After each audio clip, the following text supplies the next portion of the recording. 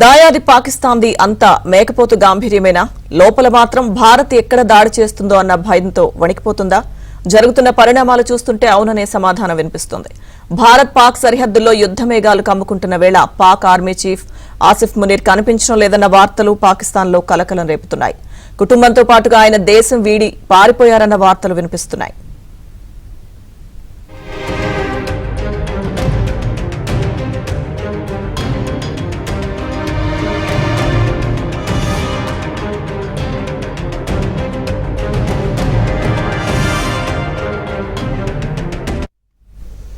పహల్గాం ఉగ్రదాడి జరిగినప్పటి నుంచి మునీర్ బయటెక్కడా కనిపించడం లేదు. ఉగ్రదాడికి కొద్ది రోజుల ముందు భారత్పై, హిందువులపై మునీర్ రెచ్చగొట్టే వ్యాఖ్యలు చేశారు.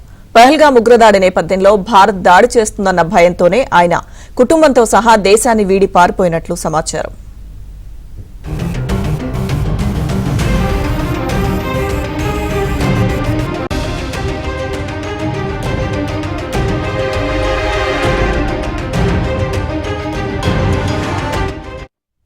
మునీర్ కు తీవ్ర భారత విద్వేషిగా పేరుంది. కొద్ది రోజులుగా భారత్ వ్యతిరేక వ్యాఖ్యలతో వార్తల్లో నిలుస్తూ వస్తున్నారు.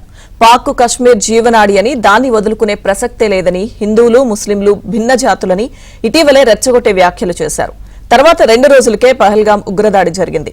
దాడిపై ఆగ్రహంతో రగిలిపోతున్న భారత్ తీవ్ర స్థాయిలో ప్రతీకార చర్యలకు దిగుతుందని పాక్ ఆందోళన చెందుతుంది.